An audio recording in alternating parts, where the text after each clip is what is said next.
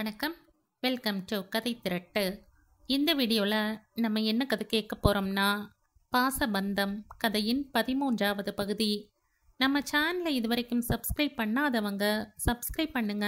பக்கத்தில் இருக்கிற பெல் ஐக்கானை கிளிக் பண்ணி ஆல்ங்கிற ஆப்ஷனை ப்ரெஸ் பண்ணுங்க. ஸோ தட் நான் போடுற கதைகளை உடனுக்குடனே நீங்கள் கேட்கலாம். வாங்க கதைக்குள்ளே போகலாம். சந்துரு செல்வதையே கண்களில் கண்ணீருடன் பார்த்து கொண்டிருந்த மிருதுளாவுக்கு ஏன் திடீரென்று இவருக்கு இந்த கோபம்? அலுவலகத்தில் வேலை பார்க்கும் அவருக்கு இந்த பேசிக் மேனர்ஸ் கூட தெரியாதா? ஏன் இவர் மட்டும் அப்படி வெளியே போகவில்லையா? என்னை மட்டும் எதற்கு திட்டுறாரு என்ற கேள்விகள் மனதுக்குள் வந்து குழப்பியது. அதே நேரம் அவன் அடித்ததில் தலைவலி வந்திருக்க எழுந்து முகம் கழுவ சென்றாள். இந்த சம்பவத்துக்கு பின் அவ்வப்பொழுது இது மாதிரி சம்பவங்கள் தொடர்ந்தது. இவள் எதேச்சையாக வாசலில் நிற்கும் பொழுது பக்கத்து வீட்டு ஆண்கள் இவளை பார்ப்பதை சந்துரு பார்க்க நேர்ந்தால் இவளை தவறான வார்த்தைகளில் திட்டுவான். இவன் இல்லாத நேரம் யாரேனும் வீட்டிற்கு வந்தால் அதற்கும் இவளுக்கு அடி கிடைக்கும். அன்று அப்படித்தான். சந்துரு கடைக்கு சென்றிருந்த நேரம் திடீரென்று கிச்சன் பைப் உடைந்து தண்ணீர் பீச்சி அடிக்க அவசரத்துக்கு அபார்ட்மெண்ட் பிளம்பரை வரவழைத்தாள் மிருதுளா.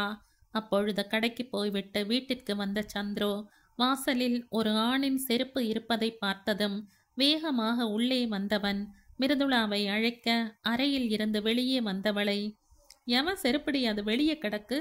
யாரு, உன்னோட கள்ளக்காதலனா என்று அசிங்கமாக கேட்க அந்த வார்த்தையில் அதிர்ந்தவள் பதில் சொல்லும் முன் வேலையை முடித்துவிட்டு அங்கே வந்த பிளம்பர் இந்த காட்சியை பார்த்துவிட, சார் இப்படி தப்பா பேசாதீங்க, அந்த பொண்ணு எவ்வளவு நல்ல பொண்ணு, அதை போய் இப்படி தப்பா பேசுறீங்க என்று சொல்ல இவளை விடுத்து அவனிடம் சென்றவன், இவன் நல்லவனு உனக்கு எப்படி தெரியும்? உங்ககிட்ட அப்படித்தான் பழகிறாளா என்று கோபத்துடன் கேட்க, சார் மரியாதையா பேசுங்க என்று அவன் பதில் சொல்லவும், உனக்கு என்னடா மரியாதை வேண்டி கிடக்கு?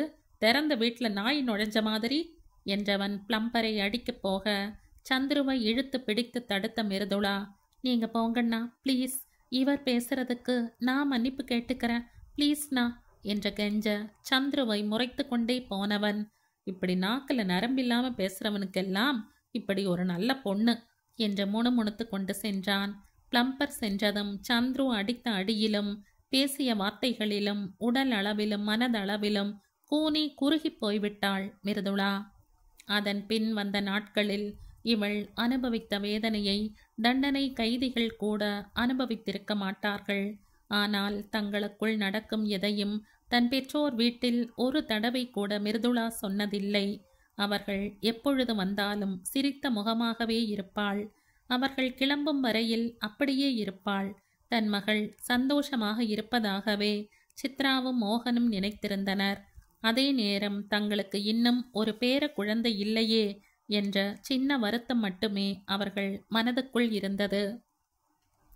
இப்படியே நாட்கள் செல்ல சந்துரு மிருதுளா திருமண வாழ்க்கை கிட்டத்தட்ட 1.5 ஆண்டை கடந்திருந்தது. இப்போதெல்லாம் சந்துரு சொல்லும் உடைதான் மிருதுளா அணிந்து கொள்வாள். அந்த அளவுக்கு இவளை அவன் தன் கட்டுப்பாட்டிற்குள் வைத்திருந்தான். அவனே காலையும் மாலையும் மிருதுளாவை அழைத்து சென்று கூட்டி வருவான். இவளுக்கே தெரியாமல் சில விஷயங்கள் அவன் கண்களுக்கு பட்டாலும் மிருதுளாவிற்கு அன்றைக்கு அடி உதைதான். எல்லாவற்றையும் தன் பெற்றோருக்காக பொறுத்து கொண்டாள். அன்றும் அப்படித்தான். தனது மொபைலில் எதையோ பார்த்து கொண்டு மிருதுளா சிரிக்க அதை பார்த்துவிட்ட சந்துரு அவள் ஏதோ மறுபடியும் சாட் செய்து கொண்டிருக்கிறாள் என்று நினைத்தவன் வேகமாக அவள் அருகில் வந்து மொபைலை பிடுங்கியவன் கோபத்துடன் அதை தூக்கி போட சுவற்றில் மோதி சுக்கு நூறாக உடைந்து சிதறியது அவள் மொபைல். கலவரத்துடன் இந்த காட்சியை மிருதுளா பார்த்து கொண்டிருக்க அவள் அருகில் வந்தவன், அதுக்குள்ள புதுசா பாய் ஃப்ரெண்ட் பிடிச்சிட்டியா என்று கேட்க என்ன சொல்ல வருகிறான் என்று குழம்பியவள் குழப்பத்துடன் இவன் முகத்தை பார்க்க, என்னடி முழிக்கிற? ஏற்கனவே உன் பாய் ஃப்ரெண்ட் இருந்த ஃப்ரெண்ட்ஸ் எல்லாரையும் அன்னைக்கு அன்ஃப்ரெண்ட் செஞ்சிட்டனே, இப்போ யார் கூட புதுசாக பேசிகிட்ருக்க என்று கர்ஜிக்க, அப்பொழுதுதான் அன்று தன் நண்பர்கள் சொன்னது இவளுக்கு புரிய, நீங்க தான் அப்படி செஞ்சதா என்று அதிருப்தியுடன் கேட்க, ஆமாண்டி நான் தான் செஞ்சேன் என்று சந்துரு தெனாவட்டாக பதில் சொல்ல, யாரை கேட்டுட்டு இப்படி செஞ்சீங்க? என் ஃப்ரெண்ட்ஸ் என்ன நினைப்பாங்கன்னு யோசிக்க மாட்டீங்களா என்று சற்றே கோபத்துடன் பதிலுக்கு மிருதுளாவும் கேட்க, அவளது தாடையை பற்றியவன், எவங்கிட்டடி கேட்கணும்? நீ கண்டவன் கூட ஃப்ரெண்ட்ஷிப் வச்சுப்ப, அதை நான் பார்த்துட்டு இருக்கணுமா என்று கர்ஜிக்க, அவங்க கண்டவங்கன்னு உங்களுக்கு தெரியுமா என்றாள் பதிலுக்கு. அதில் இன்னும் கோபம் அடைந்தவன் அவளது தாடையை இன்னும் இறுக பற்றி, என்னை தவிர எவனுமே உனக்கு கண்டவங்க தான், இனி மொபைல் யூஸ் பண்றத பார்த்த தொலைச்சிடுவன் தொலைச்சு என்று கூறியவன் அப்படியே அவளை தள்ளிவிட்டு வெளியே வந்தவன் கதவை இழுத்து சாத்திவிட்டு சென்று விட்டான். அவன் போனதும் அழுகையுடன் அப்படியே மண்டியிட்டவள், இன்னும் எத்தனை நாளைக்கு இந்த கொடுமையை தாங்கப் போகிறேன் என்று நினைத்து அழுது கரைந்தாள். 2 வருடம் கூட முழுதாக முடியாத பொழுதே மிருதுளாவிற்கு திருமண வாழ்க்கை மிகவும் கசந்து போனது. சந்துரு பேசும் வார்த்தைகளும் நடந்து கொள்ளும் முறையும் அவளை கூனி குறுக செய்தது. சில சமயம் படுக்கையில் அவன் பேசும் வார்த்தைகளை கேட்கும் பொழுது எங்கேயாவது போய் செத்து விடலாம் என்ற எண்ணத்தை கொடுக்கும். சந்தேகம் என்ற நெருப்பு சிறு பொறியாக கண்ணுக்கு தெரிந்தாலும் ஒரு குடும்பத்தையே அழித்து நிர்கதியாக நிற்க வைக்கும் சக்தி அது ஒன்றுக்கு மட்டுமே உண்டு. இன்றைய சமுதாயத்தில் நாட்டில் நடக்கும் எவ்வளவோ கொலைகளுக்கு இந்த சந்தேகமும் ஒரு முக்கிய காரணம். மனைவி மேல் சந்தேகப்பட்டு அவள் கழுத்தை அறுப்பதும் தன் பிள்ளைகளையும் கொன்றுவிட்டு தானும் தற்கொலை செய்வதும் ஓர் இடத்தில் நடக்கிறது என்றால், கணவன் மேல் சந்தேகம் கொண்டு கூலி படைகளை ஏவியோ இல்லை நண்பர்களுடன் சேர்ந்தோ இல்லை தன் கையாலேயே கணவன்மார்களை கொல்வதும் ஆங்காங்கே நடந்து கொண்டிருக்கிறது. அன்றைய தினம் விடுமுறை நாள். சில நாட்களுக்கு முன்பு அன்னையை பார்ப்பதற்காக சந்துரு ஊருக்கு சென்றிருந்தான். இன்று விடுமுறை தினம் என்பதால் ஆரா மிருதுளாவை பார்ப்பதற்காக அன்று அவள் வீட்டிற்கு வந்திருந்தாள்.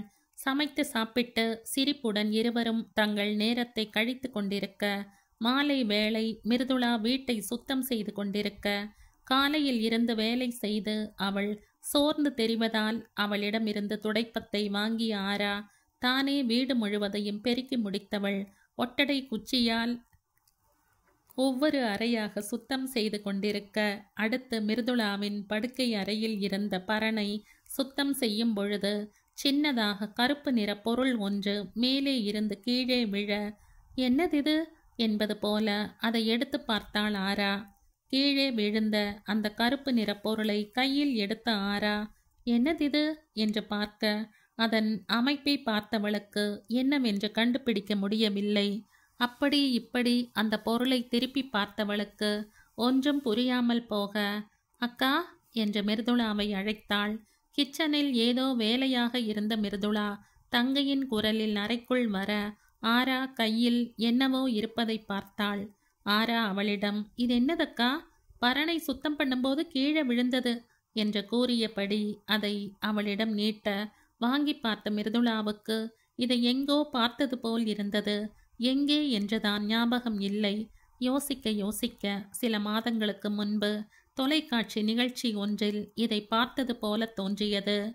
என்னவாக இருக்கும் என்று யோசித்தவளுக்கு அப்பொழுதுதான் ஏதோ புரிவது போல் இருக்க உள்ளுக்குள் அதிர்ந்தவள் தன் உணர்வுகளை வெளியில் காட்டாமல், இது என்னன்னு தெரியலையே ஆரா, அத்தா லேப்டாப் ரிப்பேர்லாம் நெட்ல பார்த்து அவரே செஞ்சுக்குவாரு, ஒருவேளை அது சம்பந்தமா ஏதாவது ஸ்பேர் பார்ட்டா இருக்கும்னு நினைக்கிறேன் என்றவள் பக்கத்தில் இருந்த டிராயரில் வைக்க போக அவளை தடுத்த ஆரா, இல்லக்கா இது ஏதோ ஒன்று, நான் எங்கேயோ பார்த்துருக்கேன்னு நினைக்கிறேன், இரு என்னன்னு பார்க்கலாம் என்று சொல்ல, அதெல்லாம் ஒன்றும் வேண்டாம், அத்தானோடதாத்தான் இருக்கும், அப்புறம் பொருள் காணலைன்னா கோபப்படுவாரு என்று மிருதுளா பதில் சொல்ல, ஆராவோ மீண்டும் அதையே பேச, ஆரா சொன்னா கேளு என்று தன்னை மீறி கத்திய மிருதுளா அதை டிராயரில் போட்டுவிட்டு தன் வேலையை பார்க்க சென்றாள். எந்த விஷயத்திற்கும் கோபப்படாத தன் சகோதரி இப்பொழுது மட்டும் ஏன் இப்படி கத்திவிட்டு செல்ல வேண்டும் என்று நினைத்த ஆராவிற்கு அவள் அப்படி சத்தம் போடும் பொழுது அவளின் முகத்தில் தெரிந்த ஒருவித அச்சமும், தப்பு செய்தவர்கள் போல தெரிந்த ஒரு நடுக்கமும் இவளுக்குள் சந்தேகத்தை உருவாக்க, ஒருவேளை இந்த பொருளில் ஏதேனும் இருக்குமோ என்று யோசித்தவளுக்கு ஏதோ இருக்கிறது என்று தோன்ற அந்த பொருளை எடுத்து பார்ப்பது என்று முடிவு செய்தவள் மிருதுளா எங்கிருக்கிறாள் என்று அறையின் வெளியே எட்டி பார்க்க அவளோ கிச்சனில் இருந்தாள். மிருதுளா வருவதற்குள் பார்த்துவிட வேண்டும் என்று நினைத்தவள் சத்தம் எழுப்பாமல் டிராயரை திறந்து அந்த கருப்பு பொருளை எடுத்தவள் தனது செல்போனை எடுத்து அதை புகைப்படம் எடுத்து கூகுளில் இமேஜ் சர்ச்சில் தான் எடுத்த புகைப்படத்தை அப்லோடு செய்துவிட்டு சர்ச் பட்டனை அழுத்திவிட்டு காத்திருக்க கிடைத்த விடையில் அதிர்ந்து போனாள். ஆம், அது பெண் கேமரா வகையை சேர்ந்த உளவு பார்க்க பயன்படுத்தப்படும் மைக்ரோ அளவிலான கேமரா. இது போன்றவற்றை சிறிய துளை இருக்கும் எந்த இடத்திலும் பயன்படுத்தலாம். சமீபத்தில் கூட ஒரு தொலைக்காட்சி நிகழ்ச்சியில் இது சம்பந்தமான தொழில்நுட்பம் தெரிந்தவர்கள் இந்த சாதனத்தை பற்றிய டெமோ விளக்கத்தை தெரிவித்திருந்தனர். சுவர் கடிகாரத்தில் உள்ள கருப்பு எழுத்துக்கள் அளவுக்கு கூட சிறியதாக இதை பயன்படுத்தலாம். வீடியோ எடுப்பதை சேமித்து வைக்கவென்று அதனுடனே பென் டிரைவ் இணைக்கப்பட்டிருக்கும். சில மணி நேரங்கள் முதல் பல நாட்கள் வரை செயல்படும் வகையில் திறன் ஆற்றல் கொண்டது. அதிலும் ஆரா கையில் வைத்திருக்கும் கேமராவோ 1 வாரம் வரை சார்ஜ் தாக்கு பிடிக்கும் வகையை சேர்ந்த அட்வான்ஸ்டு டிவைஸ் ஆகும். விவரங்களை படிக்க படிக்க ஆராவிற்கு உடம்பெல்லாம் நடுங்க ஆரம்பித்தது. இந்த பொருள் அக்காவின் வீட்டில் எப்படி வந்தது? முதலில் அக்காவின் முகத்தில் தெரிந்த அதிர்ச்சியை பார்த்தால் நிச்சயம் அவளுக்கே இது இங்கு இருப்பது தெரியாது என்பது போலத்தான் தோன்றுகிறது. அப்படி இருக்கையில் இதை யார் பரண்மேல் வைத்திருப்பர்? ஒருவேளை அக்கா சொல்வது போல அத்தான் தான் இதை இங்கே வைத்திருக்கிறாரா? அப்படியென்றால் இந்த படங்களில் செய்திகள் வருவது போல மனைவியை தவறாக படம் பிடிக்கும் ஆண்களை போன்றவரா? இல்லை இப்படி செய்து அக்காவை ஏதேனும் மிரட்டுகிறாரா? இல்லை அக்கா மேல் சந்தேகப்பட்டு இப்படியெல்லாம் செய்கிறாரா என்ற அடுக்கடுக்கான கேள்விகள் இவள் மனதை குடைய அடுத்து என்ன செய்வதென்று புரியாமல் மூளை மரத்து போனது போல் இருந்தது ஆராவிற்கு. ஆனால் இதை இப்படியே விட அவளுக்கு விருப்பம் இல்லை. அத்தான் தான் செய்தாரா? ஆம் என்றால் எதற்கு செய்தார் போன்ற கேள்விகளுக்கு பதில் தெரிந்தே ஆக வேண்டும். தனது குழப்பத்திலும் அதிர்ச்சியிலும் இருந்து வெளியே வந்தவள் அடுத்து என்ன செய்யலாம் என்று யோசிக்க முதலில் இதில் என்ன உள்ளது என்று பார்க்க வேண்டும் என்று முடிவு செய்து கொண்டவள் நெற்றில் பார்த்து முதலில் அதன் இயக்கத்தை ஆஃப் செய்தாள்.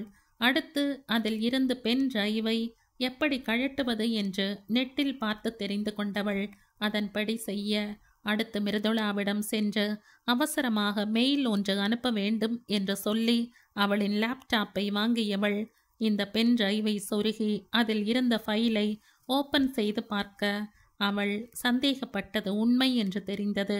மிருதுளாவின் படுக்கை அறைக்குள் நடந்திருக்கும் அத்தனை நடவடிக்கையையும் அந்த கேமரா ரெக்கார்டு செய்திருந்தது. பாஸ்ட் ஃபார்வர்ட் செய்து பார்க்க மிருதுளா உடை மாற்றும் காட்சிகளும் அதில் இருந்தது. இதையெல்லாம் பார்த்து அருவருப்பும் அதிர்ச்சியும் அடைந்த ஆரா அக்கா என்ற மிருதுளாவை சத்தமாக அழைக்க அவளோ என்னமோ ஏதோவென்று வேக வேகமாக ஓடி வந்தாள். மிருதுளா அறைக்குள் வந்ததும் லேப்டாப்பை அவள் பக்கம் திருப்பிய ஆரா என்னதுக்கா இதெல்லாம் என்று கோபமாக கேட்க திரையில் ஓடிக்கொண்டிருந்த காட்சியில் முகத்தில் அதிர்ச்சியை காட்டிய மிருதுளா தான் சந்தேகப்பட்டது சரி என்ற குற்ற உணர்ச்சியுடன் தலை குனிய அவள் அருகில் வந்த ஆரா அவள் முகத்தை நிமிர்த்தி சொல்லுக்கா என்னது இதெல்லாம் என்ற குரல் உயர்த்த அதில் கலங்கியவள் அப்படியே கட்டிலில் தொப்பென்று அமர்ந்து முகத்தை மூடிக்கொண்டு தேம்பியவள் தெரியல ஆரா, நான் என்ன பாவம் செஞ்சனோ தெரியல, இப்படி ஒரு அசிங்கமான வாழ்க்கை வாழ்ந்துகிட்டு இருக்க என்று கதறியவள் இதனால் வரை நடந்த அனைத்தையும் ஆராவிடம் கூறினாள். மிருதுளா சொல்ல சொல்ல அதிர்ச்சிக்கு மேல் அதிர்ச்சி அடைந்தவளுக்கு திருமணத்தின் போது பார்த்த சாந்தமான அத்தானா இப்படி செய்தது என்று ஆச்சரியமாக இருந்தது. அத்தோடு இவ்வளவு நடந்திருக்கிறது, தங்களிடம் அக்கா ஒன்றும் சொல்லவில்லையே என்று நினைத்தவளுக்கு இப்பொழுது சந்துருவை விட மிருதுளா மேல்தான் கோபம் வந்தது.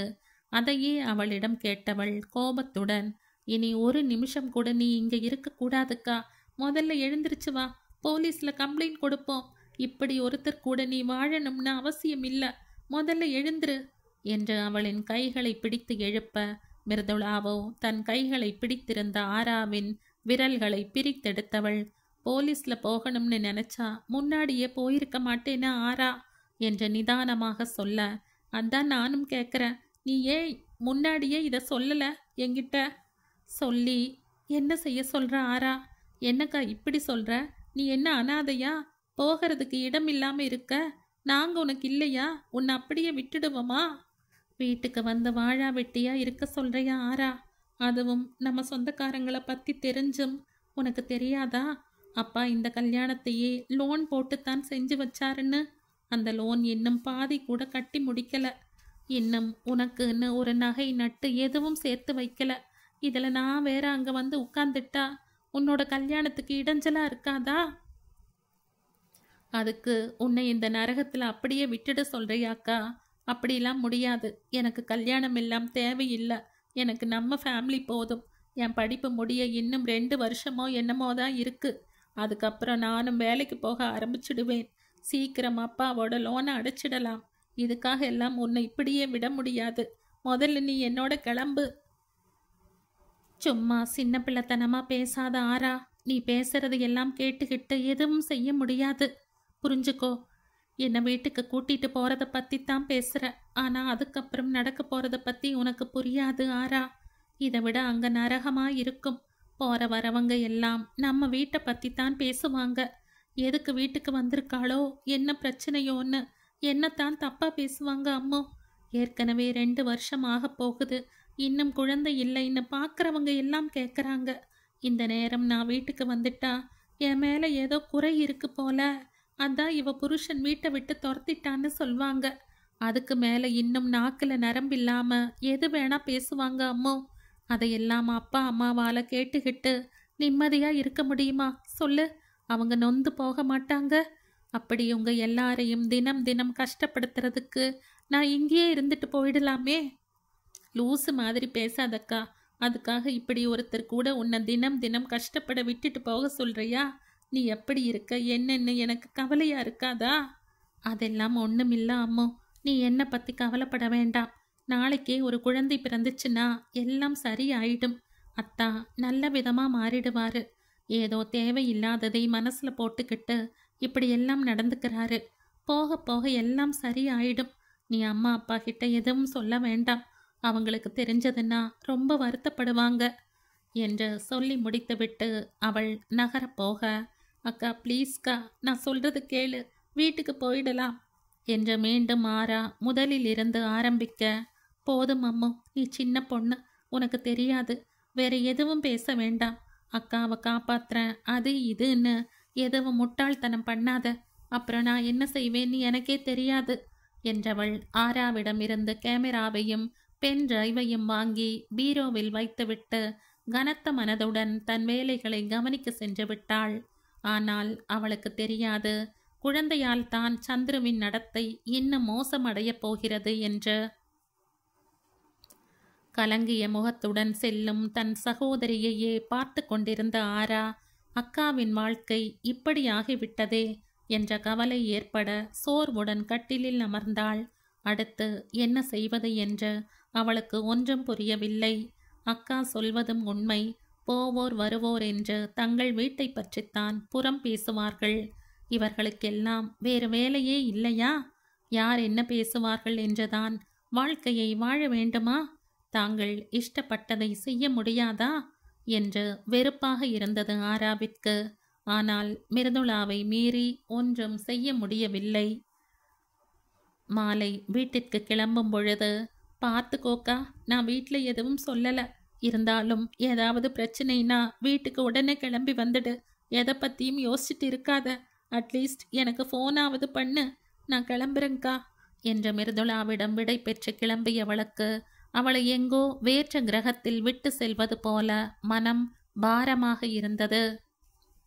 அடுத்த 2 நாட்களில் ஊரில் இருந்து சந்துரு திரும்பி வந்துவிட தனது அறைக்கு சென்றவன் மிருதுளா அறைக்குள் இல்லாததால் அவசர அவசரமாக ஸ்டூல் போட்டு பரண்மேல் ஏறி தான் வைத்துவிட்டு போன கேமராவை தேட, வைத்த இடத்தில் அது இல்லை. இன்னும் கைகளை நீட்டி தேட, அப்பொழுது இதையா தேடுறீங்க என்ற கேள்வியுடன் அங்கு வந்த மிருதுளா தன் கையில் இருந்த பொருளை அவனுக்கு காட்ட, மாட்டிக்கொண்டோம் என்று தெரிந்து அதிர்ந்த சந்துரு தன் தடுமாற்றத்தை மறைக்கும் பொருட்டு வேகமாக அவள் அருகில் நெருங்கியவன், எங்கிருந்து இதை எடுத்த நீ என்று கோபமாக கூறிக்கொண்டே அவள் கையில் இருப்பதை பிடுங்க முயற்சிக்க, அவளோ சட்டென்று தன் கையை மூடிக்கொண்டு பின்னால் மறைக்க, வேணாம் மிருதுளா, என்னை கோபப்படுத்தாத என்று பல்லை கடித்தான். மிருதுளாவோ, ஏன் இப்படி செஞ்சீங்க என்று கொஞ்ச நஞ்சம் இருந்த நம்பிக்கையும் பொய்த்து போன வலியுடன் கேட்க, என்னத்தை செஞ்சிட்டாங்க என்று எகத்தாளமாக பதில் அளித்தான் சந்துரு.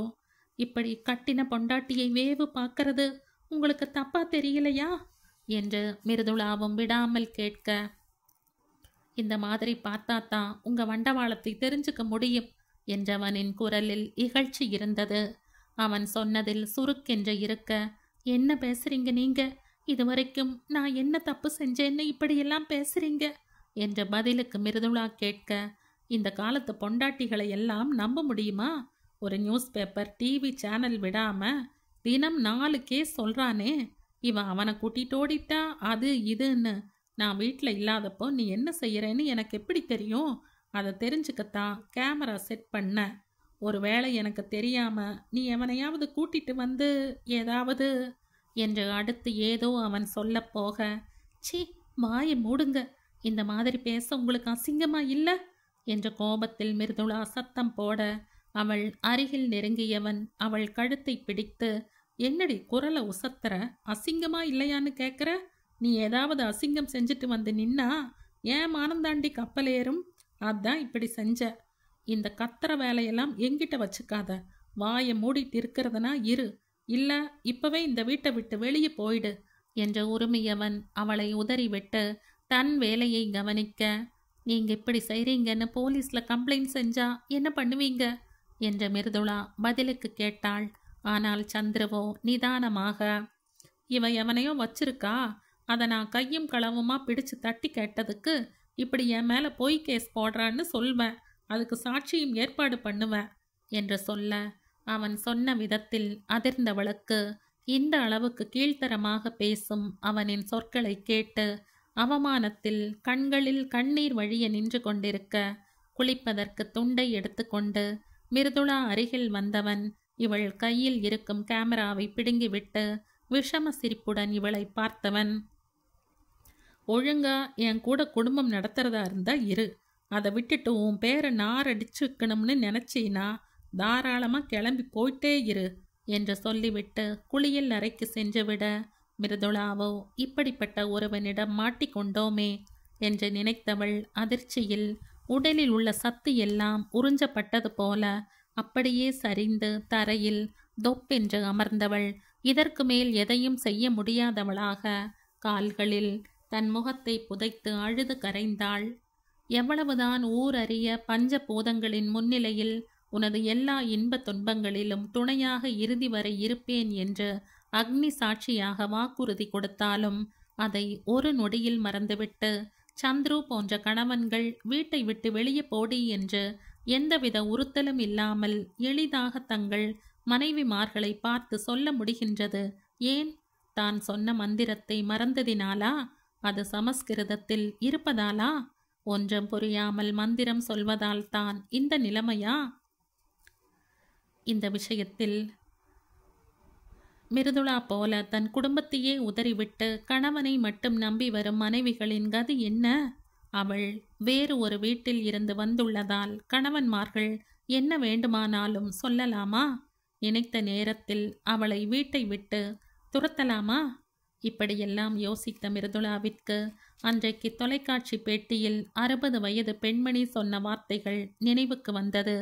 எனக்கு கல்யாணமாகி கிட்டத்தட்ட 40 வருஷம் ஆக போகுது. இப்போ வரை என்னால் முழு மனசா ஏன் வீடுன்னு உரிமையா உணர முடியல. அது ஏன்னு தெரியல. இதை நினைக்கையில் இப்படி ஒரு செக்யூரிட்டி உணர்வுதான் இன்றளவும் திருமணமான பல பெண்களுக்கும் இருக்கிறது. இதற்கு காரணம் என்ன? கணவன்கள் அந்த உரிமை உணர்வை அவர்களுக்கு கொடுக்கவில்லையா? ஏன் அப்படி? அன்றொரு நாளும் இப்படித்தான் வீட்டை விட்டு போடி என்று சுலபமாக எந்தவித உறுத்தலும் இன்றி சொன்னவன் இன்றும் அதே வார்த்தையை பயன்படுத்த மிருதுளாவிற்கு வாழ்க்கையின் மேல் இருந்த பிடிப்பே அற்றுப்போனது. மிருதுளாவிற்கு அன்றைய சம்பவத்திற்கு பின் நாட்கள் முன்பை விட மோசமாக சென்றது. சின்ன சின்ன விஷயத்தை எல்லாம் பூதாகரமாக்கி பிரச்சனை செய்த சந்துரு அவள் எதிர்த்து பதில் பேசும் சமயம் அன்று வைக்கப்பட்ட கேமராவில் பதிவாகியிருந்த அவளின் அந்தரங்க வீடியோவை காட்டி மிரட்டினான். இதனால் மேலும் மேலும் அவள் வாழ்க்கை நரகமாக ஆரம்பித்தது. இந்த நிலையில்தான் சந்துருவின் தாய் மீனாட்சி இவர்களை பார்க்க சென்னைக்கு வந்திருந்தார். அவனின் சித்தப்பா மகளுக்கு திருமணம் நிச்சயிக்கப்பட்டிருந்தது. அதன் பொருட்டு அவனின் சித்தப்பா, சித்தி மற்றும் இன்னும் சில பேர் சந்துருவை திருமணத்துக்கு அழைக்க வந்திருந்தார்கள். பல மாதங்கள் கழித்து இப்பொழுதுதான் தன் மாமியாரை பார்க்கிறாள் மிருதுளா. இன்முகத்துடனே அவர்களை இவள் வரவேற்க, மீனாட்சியோ இவளை ஒரு வெட்டும் பார்வை பார்த்துவிட்டு உள்ளே நுழைந்தார். ஒரு நொடி மிருதுளாவின் முகம் சுருங்கினாலும் அடுத்த நொடி தன்னை சரி செய்து கொண்டவள் விருந்தினர்களுக்கு வேண்டியதை செய்தாள்.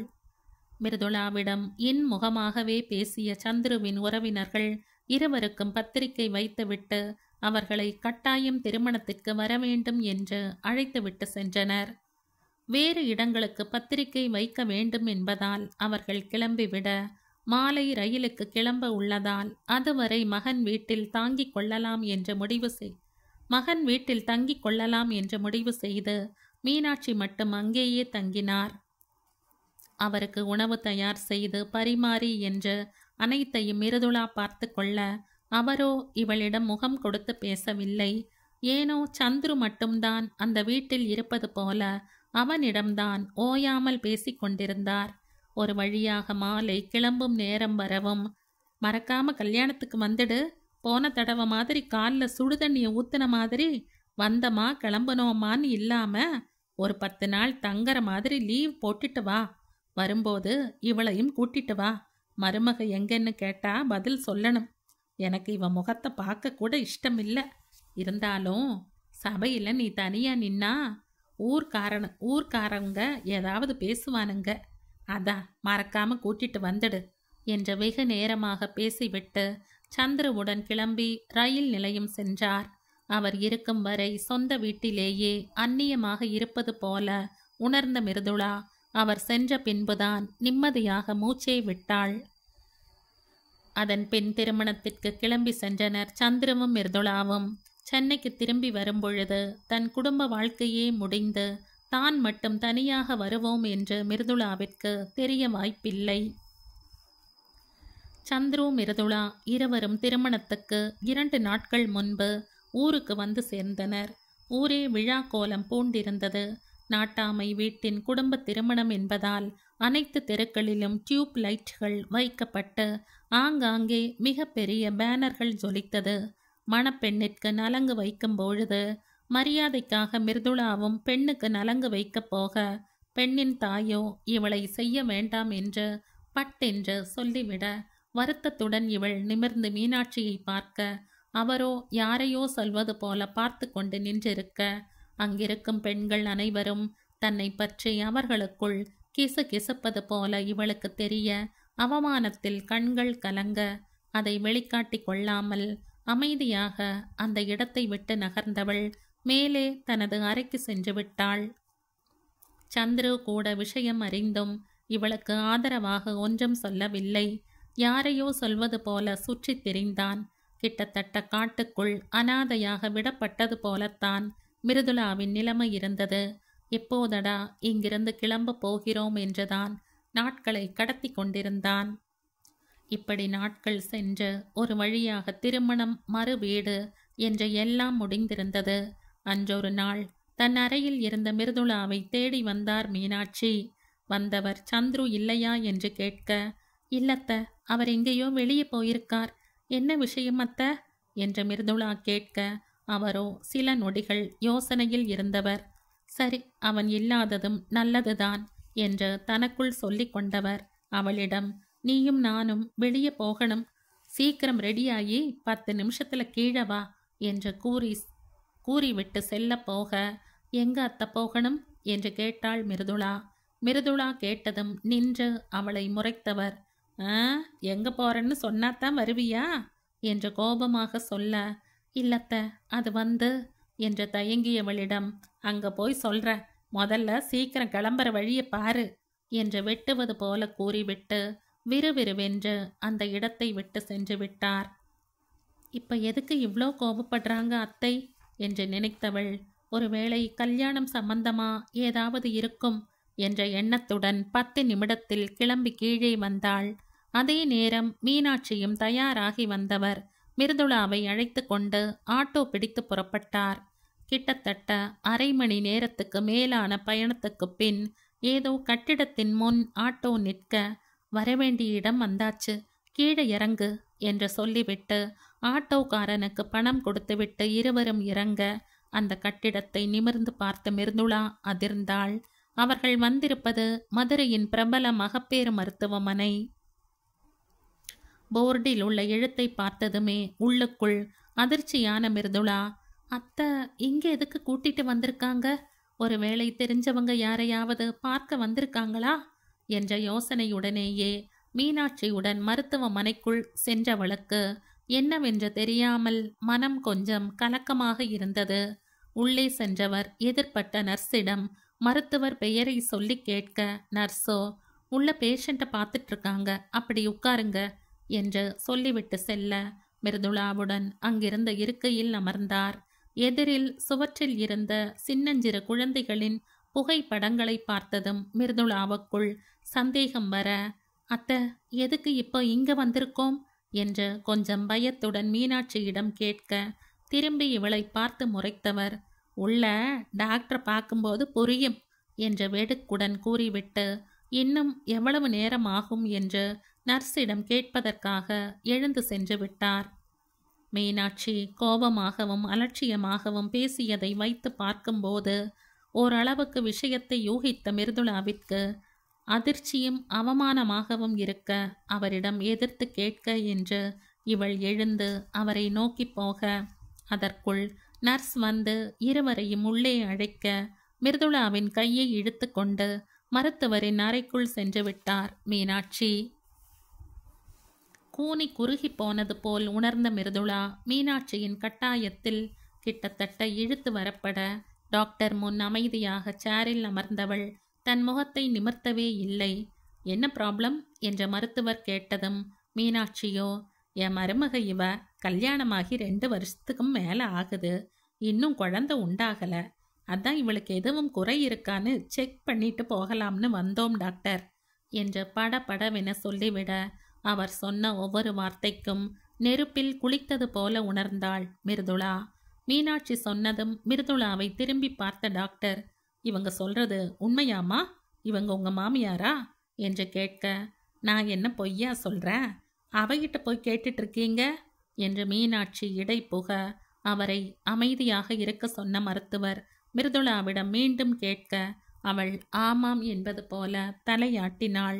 மிருதுளாவின் வயது, அவளின் கணவனின் வயது போன்ற சில கேள்விகளை கேட்டுக்கொண்ட மருத்துவர், 2 வருஷம்லாம் கவலைப்படுற அளவுக்கு பெரிய பிரச்சனையெல்லாம் இல்லைம்மா, அதுவும் இல்லாம 2 பேருக்கும் சின்ன வயசுதானே, இப்ப இல்லாட்டி என்ன, கூடிய சீக்கிரம் குழந்தை பிறக்கும், பயப்பட வேண்டாம் என்று பொறுமையாக எடுத்து சொல்ல, மீனாட்சியோ, என்ன டாக்டர் நீங்க, கல்யாணமாகி 2 வருஷத்துக்கு மேலே ஆகுது, இத்தனை மாசமா 2 பேரும் ஒரே ரூம்ல தான் தூங்குறாங்க, இவளால பெத்துக்க முடிஞ்சா எப்பவோ உண்டாகி இருந்திருக்க மாட்டாளா, நீங்க எதுக்கும் இவளை செக் பண்ணிட்டு சொல்லிடுங்க என்ற மிருதுளாவின் அந்தரங்கத்தை கடை விரிக்க, அவளோ நொடிக்கு நொடி மனதளவில் இறந்து கொண்டிருந்தாள்.